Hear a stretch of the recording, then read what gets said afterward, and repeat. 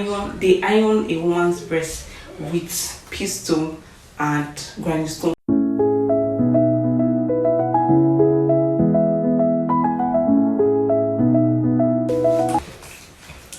Hi guys, I am so excited to have you back here on this channel. It's a girl, Seremi.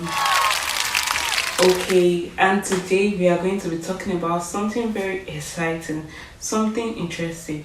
It might interest you to know that our ancestors thought they were protecting us, thought they were doing tradition, but on the long run, they were, in fact, on the short run and the long run, they were harming us continuously. That's physically, also psychologically. Yes, they were doing that to us, but they never knew. Here are some of the harmful traditional practices that are quite prevalent in Nigeria, Africa, and other parts of the world.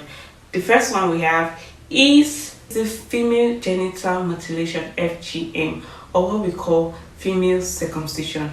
We quite know that they circumcise men, which is medically advisable, but women are also circumcised. Female circumcision is the total or the partial removal of the external female genitalia or the external female reproductive organ.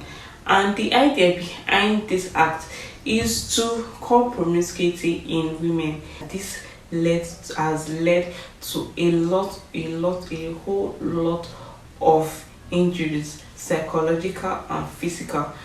I saw a movie quite some years back, and in that movie I saw where a woman had an issue.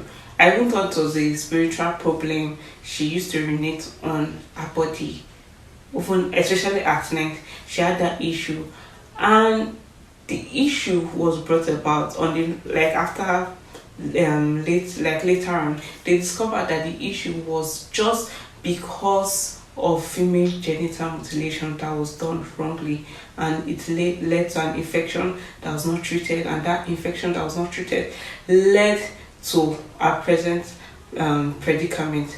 You see how these things affect people. Sometimes it even causes death, immediate death, while on the process. The next traditional practice that is quite often and still in play today is albino killing or albino ritual killing. You know the term albino no they die. Albinos are special beings. They are mystical beings. They are magical beings. They are special. Albinos are special beings, but they are not mystical. They are just people with no pigmentation on their hairs, on their skin, and all that. That's just, they are normal people like us, just that they don't have color on their skin, their hair, and they react to certain things and all that. But they are very, very normal people. But do you know, in Tanzania, in Malawi, in Mozambique, and certain countries, these people are targeted for rituals because they feel they are people of fortune, or of good fortune, or bad omen. So on the long run, they will take any part of their body and use them to make charms. And this charm can bring wealth, success, anything good in their lives, which doctors use them. That there is only a black market, an existing black market for albinos. For me personally, I don't know about you, but it was quite shocking. Do you know that they iron a woman's breast with pistol and grindstone? They will iron it just like the way you iron on Sunday when you want to go to church, or on Friday when you're going to mosque. You take iron and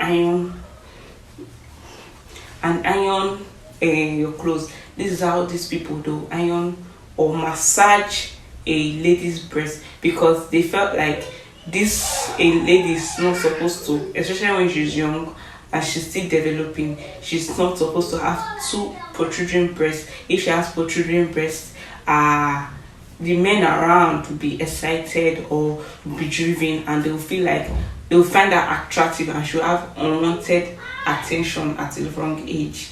You get, instead of diverting the attention to correcting the mindset of the men, they instead use these tools, stones, things. They make sure that they use it to massage the ladies. So they have a certain kind of shape, and this is practiced in Cameroon. Some get breast cancer, some you see that they have breastfeeding issue at the end of the day when they get to marry and give birth. They get to have breastfeeding issue. Some have body deformity, and you see them, you see their feels like their breast region is kind of flat. God created women in very beautiful ways, diverse, some thick, some slim, and it's like you are frustrated. I don't know whether I will use the word frustrating the work of God and all that. So this is what these people do. They felt like, okay, they're trying to protect or trying to model the child, the female child, but at the end of the day, this is wickedness. If you are privileged to have grown in society, it's very distant and not very rampant, or in your family you have not experienced it directly, or you have relatives that has not experienced this, you should be thankful, you should be grateful, you should use, in fact, I think you should buy wine and go and give your ancestors, your elders in the village and say thank you, because these things are sad. There are other ones. We have widow maltreatment. We have certain things that just happen. Anybody that comes around us, whether male or female, that has been part of this, we should try and just tolerate them. We should create a receptive atmosphere for them. Create an atmosphere that is like a cool, conducive atmosphere for them to speak up. Sometimes when they do some certain things, don't just blame them.